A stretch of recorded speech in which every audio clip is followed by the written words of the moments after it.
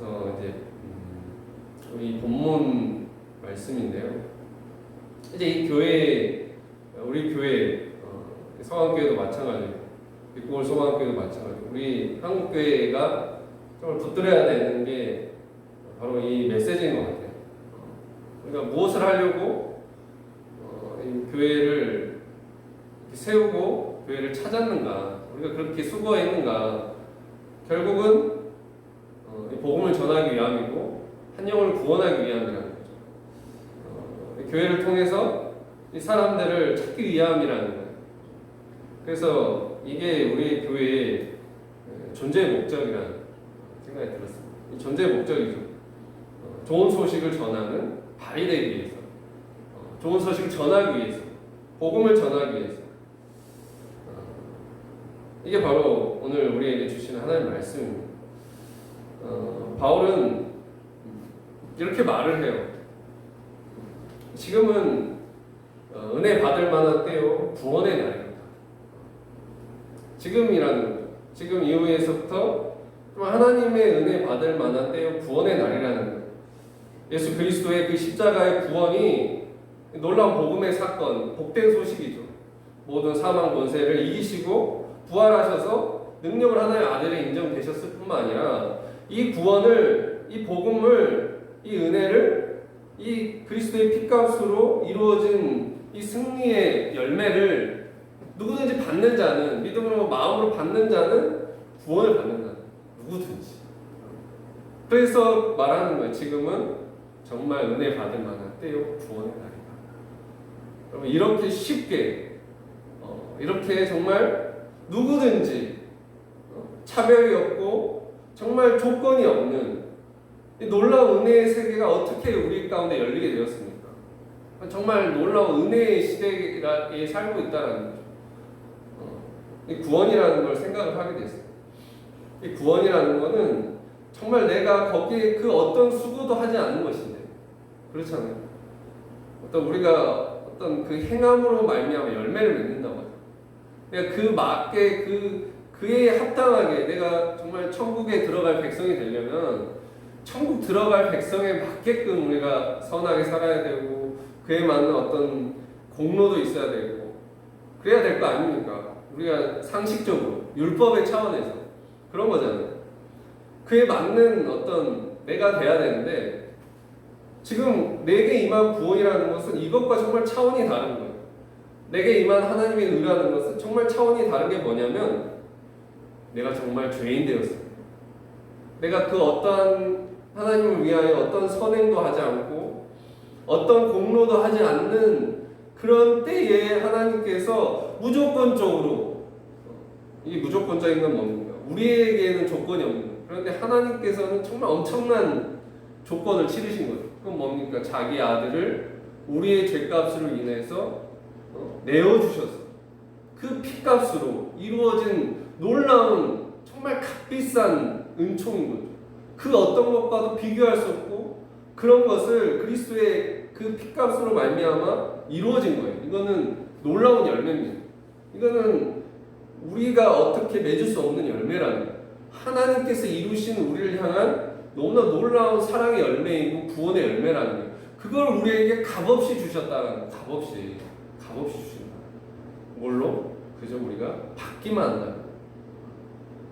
받기만 한다. 놀라운 은혜의 세계를 우리에게 열어주신 거예요. 열어주신. 그래서 뭐라고 하냐면 바울은 이걸 정말 감격적으로 전하는 거예요. 아니 이거를 받지 않을 수가 있겠는가?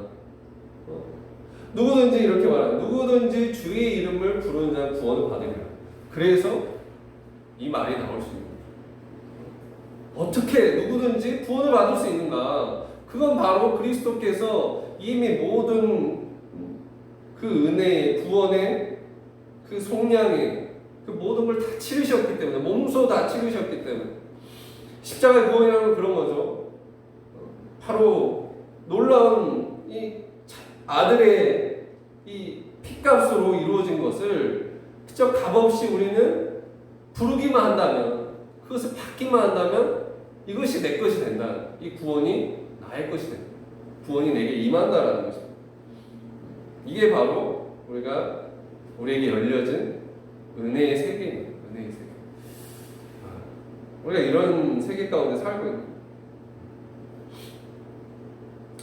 그런데 안타깝게도 무엇입니까? 이런 생명을 살리는 복음이 있는 거예요. 이미 우리 가운데 전해지고 우리가 가지고 있는 겁니다. 그런데 이것을 아직 받지 못하고 이것을 믿지 못하고 이걸 부르지 않는 자들이 너무나 많다라는 거예요.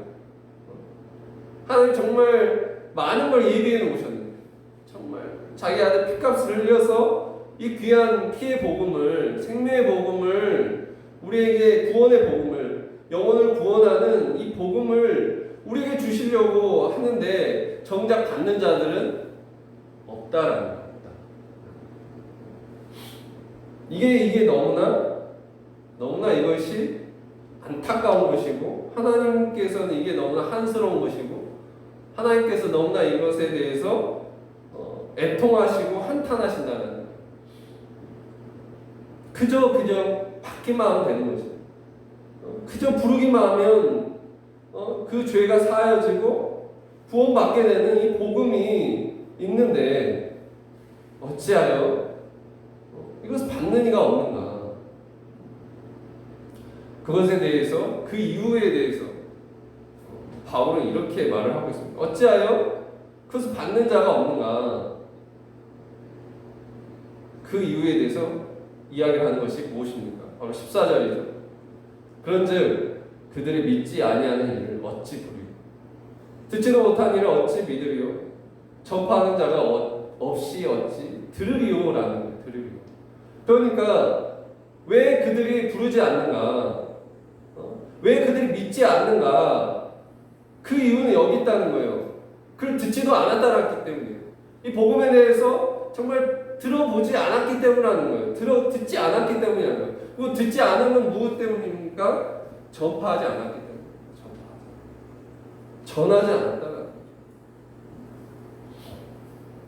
이사야서 이제 이사야 선지자가 소명을 받는 장면이 나옵니다.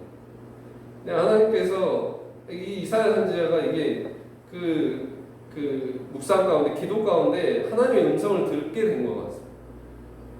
무슨 음성을 들었습니까? 이 애통하는 음성이죠. 누가 나를 위하여? 누가 나를 위하여? 전할 누가 나를 위하여 나의 이 말씀을 전하고, 이게 이사야 선지자가 듣게 된 거예요. 그 듣게 되고, 주여 이 본성적으로 내가 가겠나? 주여 내가 가리이다 하는 거죠. 얼마나 아름다운 이게 이 선지자의 이 헌신의 고백입니다. 다 이런 우리 안에 고백이 있는 거죠. 이 주님의 이 마음을 알고 그 음성을 듣고 제가 가겠습니다. 제가 하겠습니다. 이 일을, 이 귀한 일을, 이 복된 일을, 이 생명이 달린 일을 내가 하겠습니다라고 결단한 것이 아닌가. 복음을 전파하는 자가 없는 그것을 보시며 한탄하시는 그 주님의 마음을 알고 우리가 그것을 전하고자 했던 것이 아닙니까? 하나님 마음이 있는 거죠. 하나님 마음 뭡니까? 정말 하나님은 아무도 멸망하지 않는 다 회개하여 구원에 이르기를 원하신다 했어요. 그런데 그걸 전하는 자가 없어서 듣지도 못하고, 그래서 믿지도 못해서 죽어가고 멸망한다면 얼마나 이 피값에 대해서 얼마나 하나님께서 너무나 서러움이 있으시고 이것이 하나님의 맺히는 한일까. 그래서 바울사도 이렇게 말하죠. 내가 전하지 않는 화가 있다. 왜? 내가 전하지 않아서 죽어간다면, 멸망한다면, 그 한 영혼이 멸망한다면 이것이 얼마나 큰 화하겠는가. 이런 말이죠. 그래서 정말 우리가 다시 한번 생각해야 되겠습니다. 하나님의 정말 뜻은 어딘가? 하나님의 마음은 어디 있는가? 한 영혼을 구원하는 데 있다라는 거예요. 한 영혼이 정말 지옥에서 천국으로 인도되는 것을 정말 간절히 바라신다라는 거예요. 하나님의 정말 마음은 어디 있는가? 하나님의 발은 어디에 있는가? 하나님이 누구의 발을 세시는가? 그 복음을 전하는 자의 발걸음을 세신다는 거예요. 그걸 너무나 기뻐하시고 그것을 보면서 너무나 흥분하시고 그것이 바로 하나님의 자리인 것이고 주님의 마음이라는 거예요. 그러므로 우리는 정말 이것을 가장 복되다 할 것입니다. 복음을 전파하는 자의 자리, 그리고 그 자는 이 마음을 가지고 가야 합니다. 이 하나님의 마음, 간절한 마음, 한 영혼을 구원하고자 하는, 이 지옥 갈 수밖에 없는 영혼을 정말 그를 끄집어내서 구원하는 이 전파하는 자리에 자에 가져야 될 그 마음이 바로 여기 있다는 거예요. 하나님의 마음이죠. 바울 사도는 이 복음을 증거하려고 너무나 힘썼습니다. 그래서 로마서를 보면은 어떻게 하든지 이 로마에 가고자 했던 거예요. 그 사도 안에 로마의 그 깃발을 꽂고 정말 이 땅끝까지 복음을 전하는 데 있어서 가장 이제 이 세계의 중심이라고 할 수 있는 그 로마에 복음을 꽂아서 정말 그곳에 많은 영혼을 구원하고자 하는 이런 표대를 가지고 갔었던 겁니다. 그런데 이게 막힌 거잖아요. 그 길이 막혔어요. 그 길이 막히면서 쓴 게 로마서였어요. 로마서를 그런 마음으로 썼죠. 근데 이 로마서를 쓰면서 그 마음 안에 무엇이 있었습니까? 이 빚진 마음이 있었다는 거예요. 빚진 마음. 내가 유대인이나 헬라인이나 다 내가 빚진 자라 나라 했어요. 빚진 자. 이 빚이 무엇입니까? 이 빚은 내가 이 말할 수 없는 은혜를 받고 구원을 받은 자인데 이것에 대한 빚진 마음, 은혜에 대한 빚진 마음.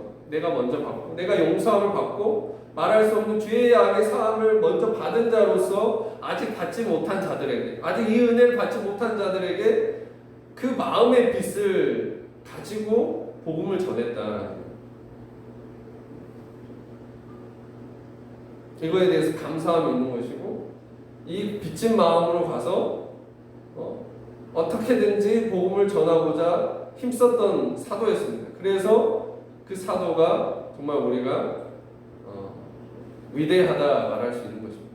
이 사도가 정말 이 사도가 은혜의 사람이라고 말할 수 있는 것입니다. 그 사도가 그렇게 열심히 정말 지독하게 복음을 전하기 힘쓸 수 있었던 것은 그가 정말 은혜를 아는 자였고 정말 그는 은혜의 빚진 자로서 살았기 때문이라는 거죠. 우리가 다 이런 마음을 가지고 복음을 전하는 자가 될 수 있게 주님의 이름으로 축원드립니다. 이 마음을 우리는 잃지 않아야겠습니다.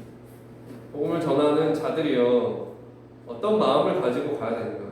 그건 바로 은혜에 대해서 감사하며 빚진 마음이라는 거예요. 빚진 마음. 이 은혜의 빚진 마음. 이런 거죠.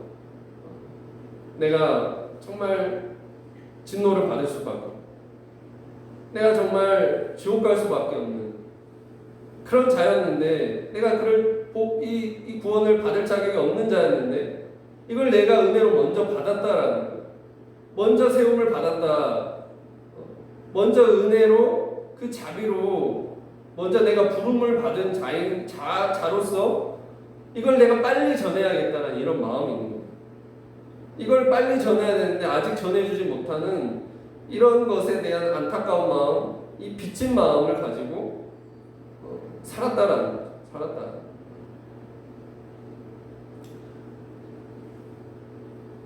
이 마음을 생각을 해봤는데 예전에 한 영화가 떠오른 거예요. 이제 한 영화가 뭐였냐면 신들러 리스트라는 그 영화였어요. 신들러 리스트. 그 영화는 어떤 영화였냐면 이제 이 나치의 홀로코스터, 이제 유대인 대학살이 일어날 때죠. 말할 수 없는 그 어둠의 때에 한 의인이 나오는 거예요. 한 의인이 누구예요? 이제 독일의 한 거부였어요.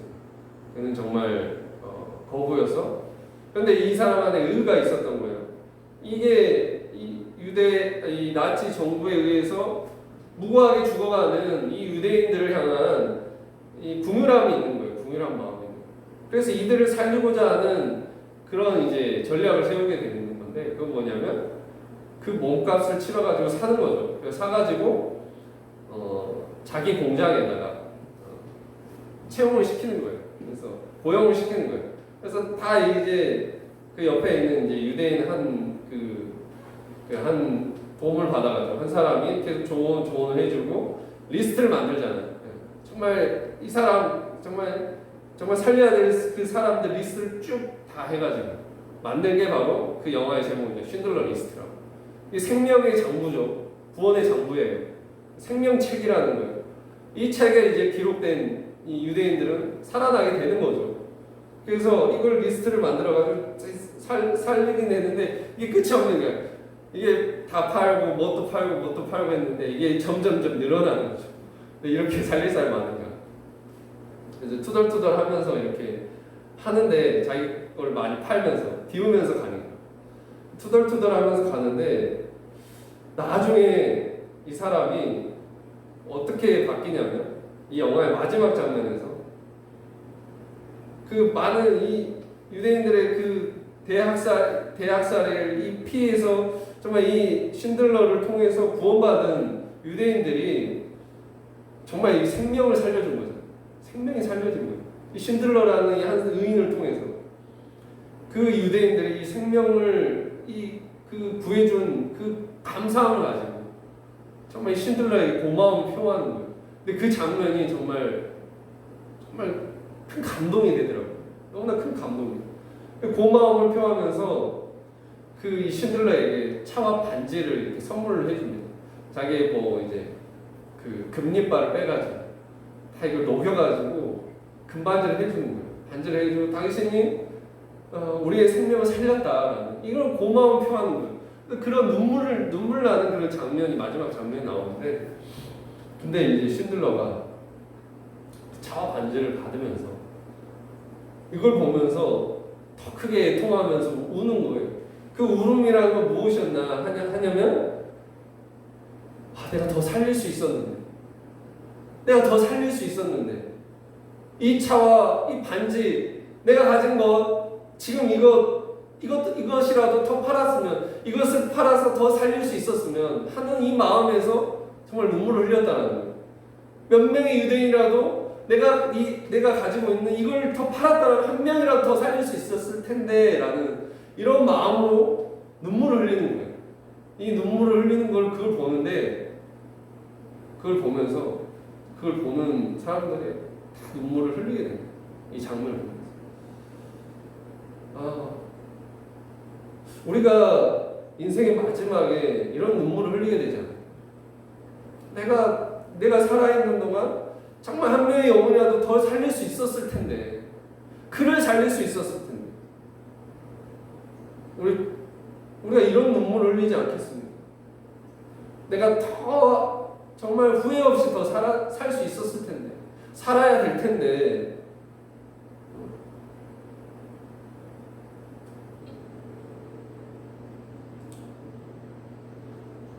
이런 후회를 남기지 않는 인생 우리가 되길 주님을 축원드립니다. 내가 내 이 시간과 내가 가진 걸 가지고 한 명의 영혼이라도 더 살릴 수 있었다면, 왜 그렇게 하지 못했을까라는 이런 후회를 남기지 말아야 한다는 거예요. 남기지 말아야. 정말 우리도 이런 신들러와 같이 정말 이게 그런 거가 이 생명을 살리는 자리라는 거예요. 그래서 우리가 이런 신들러의 자리가 있는 것 같습니다. 그래서 신들러처럼, 그래서 우리가 정말 아낌없이 후회 없이 나의 것을 비워서 이 복음을 전파함으로 많은 영혼들을 구원하는 자리에 우리가 있구나. 이걸 가지고 우리가 갈 수 있기를 주님의 이름으로 축원드립니다. 그래서 바울은 아름답도다 좋은 소식을 전하는 발이어라고 말합니다. 제가 어제 그 목사님의 간증을 들었는데요. 한 목사님의 간증이었어요. 근데 그분이 이제 학창 시절 때 정말 이 복음의 그 구원의 감격을 깨닫고 자기의 친구들을 이렇게 전도하기 시작하는 거예요. 눈물을 흘리면서 한 친구 한 친구를 손을 붙잡고 이렇게 전도를 하는 거예요. 근데 이제 그 반응이라는 게 같이 눈물을 흘리는 게 아니라 차디찬 반응이었어요. 이게 무슨 필요가 있느냐 이런 거예요. 너를 위하여 주님께서 죽어주셨어. 너의 죄를 위해서 죽어주셨다. 너를 구원하기 위해서 주님이 죽어주셨어. 라고 이렇게 눈물을 흘리면서 막 이렇게 자기의 고백을 친구를 손을 붙잡고 눈물을 흘리면서 이렇게 말하는데 어떤 반응이었냐면 누가 죽어달래? 이런 거예요. 누가 죽어달래? 이게 죄인의 모습이죠. 그래서 이렇게 그 학창시절 때 열심으로 그래도 전도를 했습니다. 그런데 전도를 했는데 전도를 해서 많은 영혼들을 인도될 줄 알았어요. 그런데 그 졸업할 때까지 한 명의 친구도 전도하지 못했다라는 거예요. 한 명의 친구도 전도하지 못했다라는 거예요. 학창 시절에 얼마나 이게 안타까울까 생각을 했는데 나중에 그가 정말 대학에 와가지고 알게 되는 게 하나님께서 알게 해주신 게 있었다라는 게 그게 뭐냐면 그때 복음을 전하는 사람 친구들이 정말 가까이 있어 정말 어디 집회를 갔더니 어디서 본 얼굴들이 있는 거예요. 그러면서 자기를 알아보면서 자기를 보면서 손을 붙잡고 눈물을 흘리는 거예요. 그때 너가 나를 전도해 주지 않는가? 그때 나의 복음을 전해 주지 않는가? 그래서 지금 이렇게 그것에 영향을 받고 그것이 나를 이렇게 주를 믿게 했다. 이렇게 고백하는 그걸 경험을 하게 됩니다. 그게 굉장히 많았다고. 자기 주변의 친구들이 그때 복음을 전한 친구들이 다 예수를 믿게 되고 신기하게 집회 때 그 친구들 만나게 되면서 너 그때 그 친구 아니냐고 그때 고마움을 나중에 표현을 하는 거예요. 그러면서 또 다른 친구도 만나고 다른 친구가 뭐 있냐면 나도 그때 예수를 믿었어. 내가 복음을 전할 때 내가 예수를 믿었는데 교회를 다녔는데 그때 내가 너가 복음 전하는 걸 너무 부끄러워가지고 나는 그때 그 너를 비난하는 너를 욕하는 친구들과 함께 비난하고 욕하는 자였다. 그런데 정말 지금 돌아와서 정말 회개한다라고 그 친구 앞에서 반성하면서 정말 용서를 구하는 그런 친구가 있었다. 그러면서 그 목사님이 이걸 깨달으셨다. 하나님께서 일하시는 거예요. 당장 내가 볼 때는 이게 이 열매로 나타나지 않는 것 같고 이게 내가 했을 때 이게 결과로 나타나는 것 같지 않다 할지라도 그런데 하나님께서 다 그런 나를 통해서 일하셨구나. 이렇게 일하셔서 열매를 맺게 해주셨구나. 이걸 깨달으셨다. 그러면서 정말 귀한 깨달음을 얻으셨는데 복음을 전하는 자가 이런 것이구나. 당장 응답이 없을 수 있어요. 물론 우리는 그것에 대한 열매로서 맺기를 원합니다. 그렇잖아요. 정말 이제 한 영혼을 이제 변신이 돼서 지체가 돼서 가정을 맺는 그런 열매까지 가야 된다 그러죠. 그런데 그 가운데 우리가 기억해야 될 건 뭘까? 그런데 내가 하는 것 같지만 이것은 내가 하는 게 아니다라는 거예요. 이건 나를 통해서 하나님께서 하시는 거니까 이걸 하나님께서 일하시는 거기 때문에 내가 그 작은 것을 하는 거예요. 작은 것을 했을 때 바로 나에게 어떤 응답이 어떤 나에게 인간적인 응답이 오지 않는다 할지라도 그럼에도 불구하고 하나님께서 일하시리라고 믿고 우리가 사역해야겠구나 라는 생각이 들었습니다. 이런 마음을 가지고 우리가 갈 수 있도록 그러므로 우리가 착한 일을 하되 우리 안에 착한 일을 시작하십니다. 그리스도의 날까지 이루실 때까지 우리가 낙심하지 말고 이 복음을 위하여 살아야겠다. 내가 할 수 있는 최선을 다해서 살면 그것이 비록 능력이 없는 것 같고 어떤 응답이 없는 것 같다 할지라도 열매가 없는 것 같다 할지라도 그러나 열매 맺게 하신 분은 하나님이시니 일하신 분은 하나님이시니 그걸 믿고 우리가 가야 돼요. 그 열매와 응답이 하나님부터 분명히 온다라는 이런 믿음을 가지고 가능한, 우리가 많은 이들에게 복음을 부지런히 전하고 가르쳐야 되겠다라는 이런 마음에 이런 생각들이 오게 됐습니다. 그렇지, 하나님께서 하시는 것이지. 그런데 하나님께서 일하시는데 하나님께서 일할 사람이 필요한 거예요. 이것을 전할 사람이 필요한 거예요. 입을 열 사람이 필요한 거예요. 복음의 씨를 심길 사람이 필요한 거예요. 씨를 심고, 그렇게 말해요. 바울은 씨를 심고 아볼로는 물을 주되 오직 자라나게 하시는 이는 하나님이시다라는 거예요. 씨를 심고 물을 줄 사람이 필요한 거예요. 심고 전하고 가르칠 사람이 필요한 겁니다. 하나님께서. 그런 사람이 있을 때 하나님은 그 영혼을 자라게 하신다라는 거예요. 생명의 역사를 일으키신다라는 거예요. 그러면 우리는 바울처럼 아볼로처럼 심는 사람이 돼야 되고 물 주는 사람이 돼야 돼요. 전파하는 사람이 돼야 되고 가르치는 사람이 돼야 돼요. 하나님의 말씀을 가르치는 사람이 돼야 된다. 그럴 때 하나님께서 그런 우리를 통하여서 생명의 역사를 일으키시고 하나님께서 놀랍게 일하신다.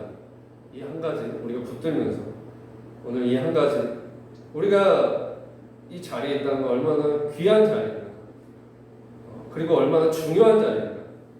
한 생명을 구원하는 자리.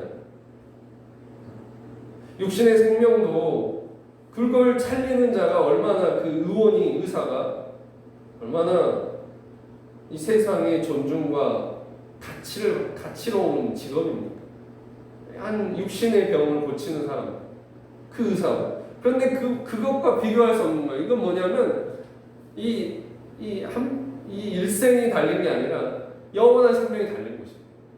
영원한 생명이 달리는 그 생명이 달린 것이 생명이 달리는 일에 우리가 부름을 받았다는 거예요.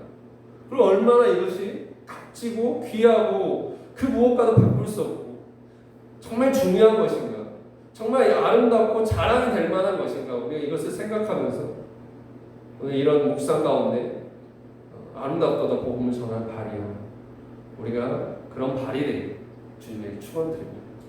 영혼을 구원하는 발이 되길 주님의 이름으로 기도하겠습니다.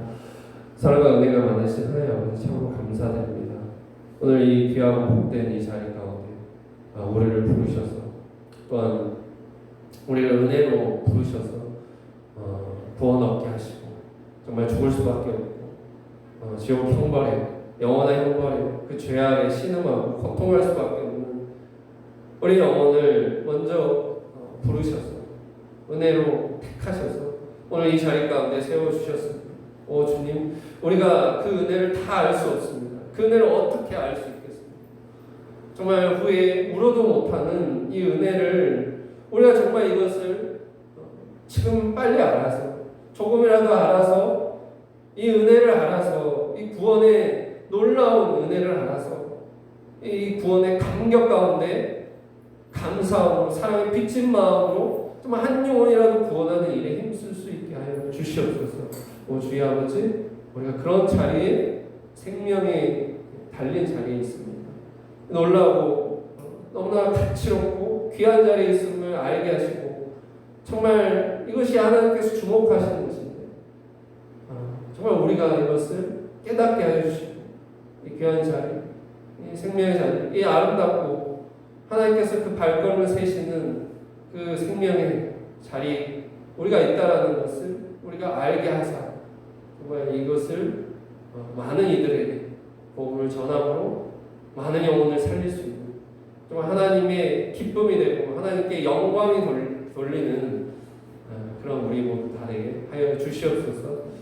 무엇보다도 이렇게 우리에게 사명을 주시고 또 교회를 세우게 하셔서 이 교회를 통해서 한 영혼이라도 더 구원코자 많은 영혼을 담아내기 위하여 오늘 이렇게 우리를 세우셨사오니, 사역자로 세우셨사오니 이 주님의 우리를 향한 부르심과 택하심을 기억하면서 우리가 낙심치 않고 소망 가운데 열심으로 복음의 씨앗을 이 땅 가운데 뿌림으로 많은 열매를 거두면 하나님께 영광 돌릴 수 있는 우리 모두 다 되게 하여 주시옵소서. 감사드리며 이 모든 말씀 우리 주 예수 그리스도 이름으로 기도드렸습니다. 아멘. 다 함께 찬송하시고 준비하신 힘을 응원하도록 하겠습니다. 찬송가 94장입니다.